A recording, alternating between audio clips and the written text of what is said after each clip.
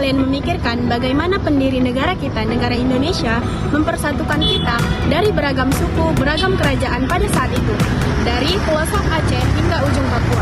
Presiden Soekarno menitipkan kepada kita warisan yang sangat sakral yang mempersatukan kita bangsa Indonesia, seluruh bangsa Indonesia menjadi satu kesatuan negara NKRI. Yang tanpa kita sadari pada saat ini sudah melekat di dalam diri kita.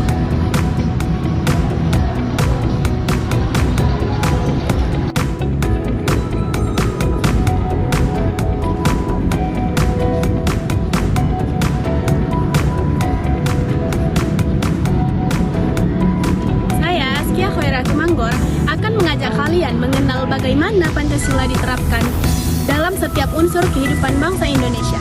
Mari kita renungkan.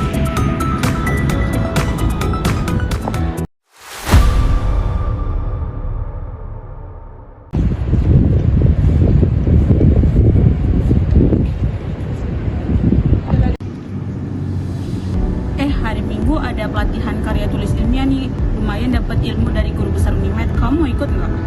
Aduh, sebenarnya aku sih pengen ikut, tapi maaf ya, aku ibadah pagi hari Minggu itu. Oh ya udah, kamu fokus ibadah aja. Nanti aku kabari apa aja ilmu yang aku dapat. Oke, makasih ya. Iya. Terus? Allahu Akbar, Allah. Alhamdulillah udah azan nih. Aku mau sholat dulu ya. Iya, oke, kamu sholat aja dulu biar tugasnya aku yang pegang ya. Oke.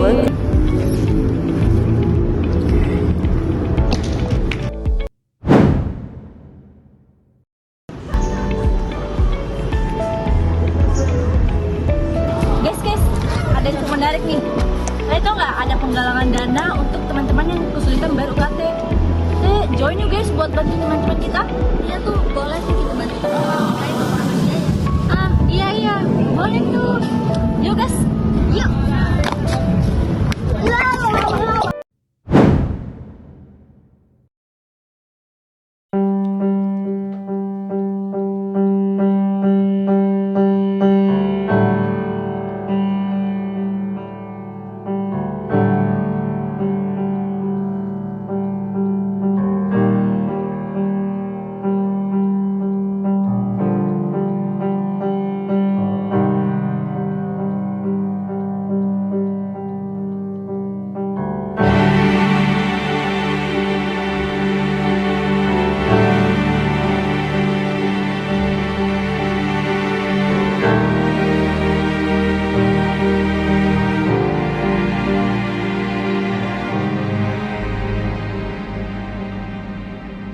Bang, kamu nggak apa-apa?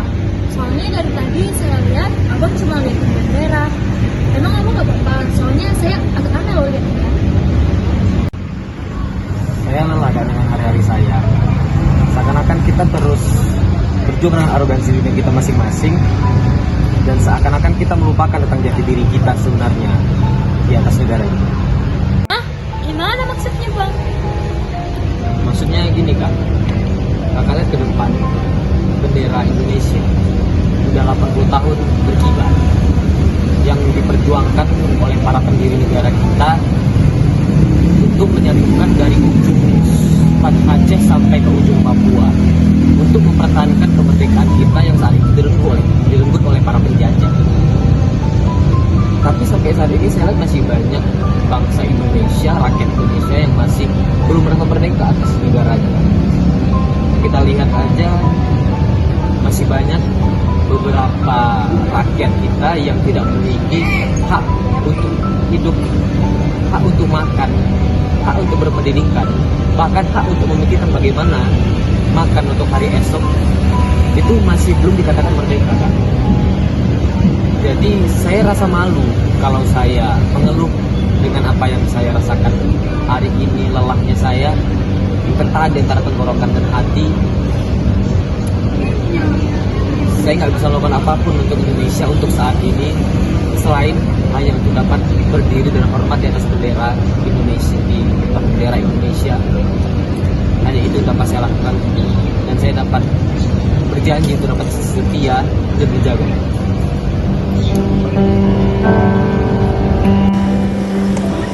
Saya berjanji kepada Indonesia dan menjaga Pancasila dan NKRI serta menanamkannya di dalam diri saya dan anak Tapi coba kamu pikirkan, gimana kamu bisa pergi ke upacara bendera, tapi tetangga kamu itu sendiri.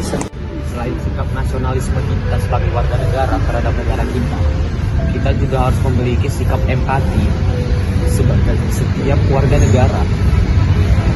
Itu merupakan salah satu bentuk dari patriotisme kita sebagai warga negara, di mana kita memedulikan bagaimana setiap warga negara memiliki hak yang sama. Oh begitu ya Pak, sekarang saya paham. Dan di sini saya akan berjanji akan mencintai bangsa ini dan menjadi salah satu bangsa yang akan berguna untuk ke depan. Ya, Indonesia harus tetap dicintai, tetap dijaga.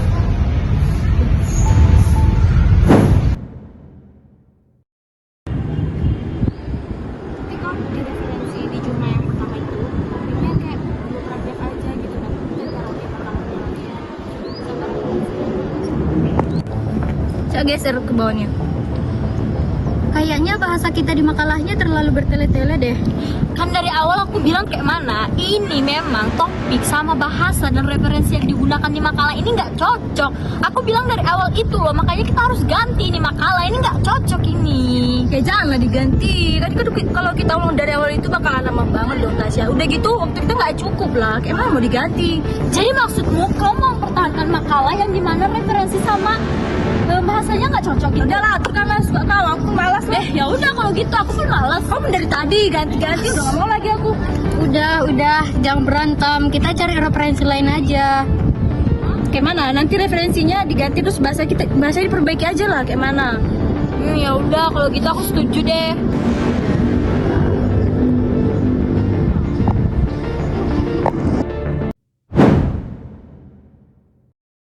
Wih, apa nih? Boleh deh lomba ini aku ikuti. Tapi siapa ya yang aku ajak?